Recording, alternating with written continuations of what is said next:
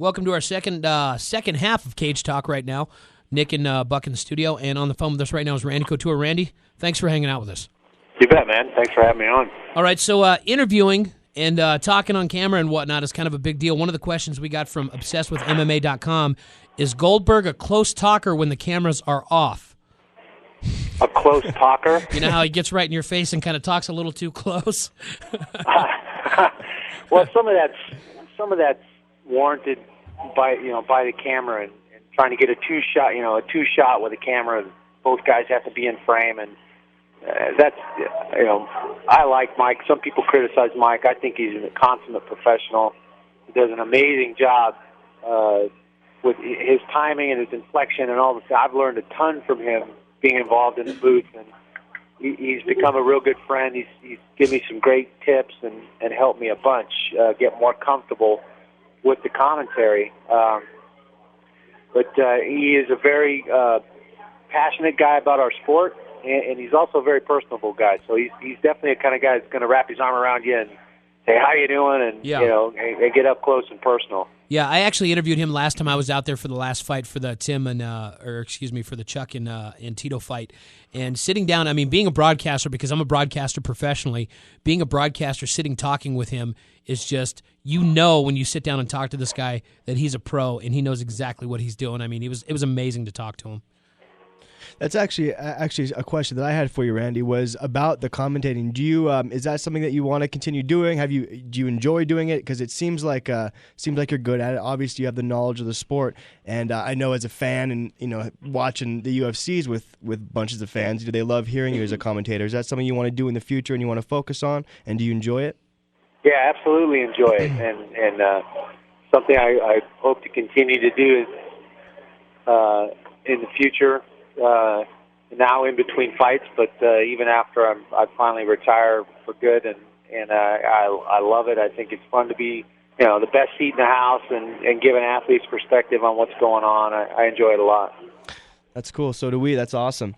And also, we were talking a few minutes ago about your mental preparation and the positive thinking and some of the techniques you use to prepare for a fight mentally. And also a question that the listeners want to hear and people are really interested in is your conditioning. I mean, you're clearly one of the best conditioned fighters out there. That's one of your strengths. And I'd be interested in hearing, so with the listeners, some of your specific techniques in cardio preparation. Well, I think the biggest thing, and kind of a common misconception about fighters, is they have to do a lot of road work, and there's nothing in our sport that's long and slow. So kind of the traditional out running your road work doesn't really fit. What does fit is sprint training. Everything we do is short and explosive bursts of energy, to get to positions, to throw flurries of punches, to wrestle to a particular position. And so we do a lot of sprint training, and I break that down into the equivalent time periods of a fight, 30, right. 45-second, minute-long sprints with some rest or jogging, lighter work, and then sprint again and break it down into 5-minute increments. And then you force yourself to recover in a minute, just like the fight, and you go again. And you stack up 5 or 6 rounds of that.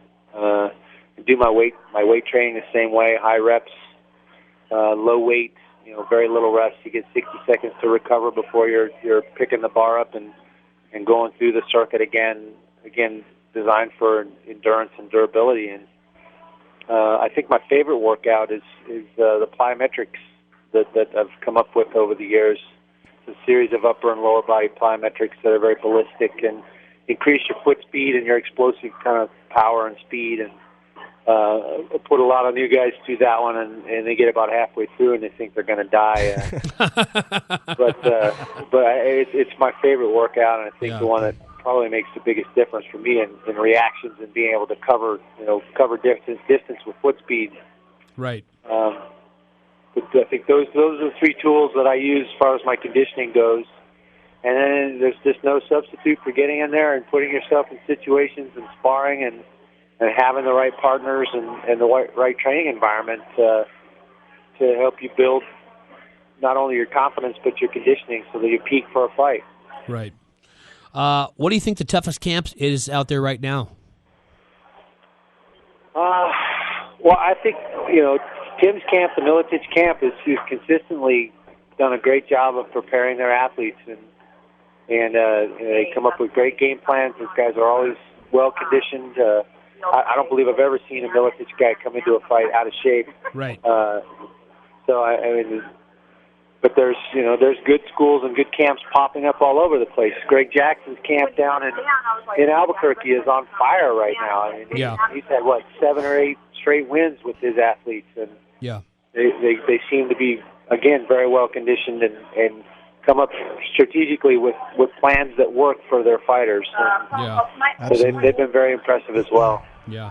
Now, when you worked on the Ultimate Fighter show, just kind of switch gears here for a second.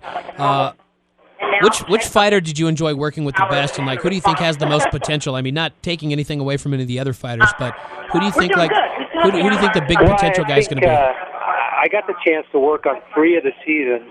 I was a lot more involved in the first and the fourth season with the athletes directly. My involvement in the second season was more with the challenges and that sort of thing, making them a little more sports specific and a little less hokey.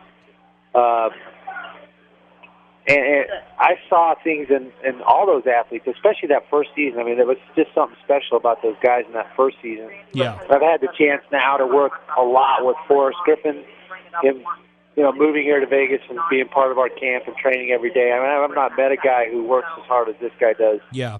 And just, the big old Alfred E. Newman grin on his face every single day. I mean, he's great. He's fantastic. But I think you can make a case for just about every one of those guys that's come through that show that, that they have some great attributes and things that are going to contribute to our sport. Great. All right. Well, Randy, thanks so much for taking the time to talk to us. We really appreciate it. Best of luck on your fight, UFC 68. You guys check it out, and you can order it on pay-per-view. And thanks so much for being on Cage Talk with us. Thank you, Randy. Yeah, man.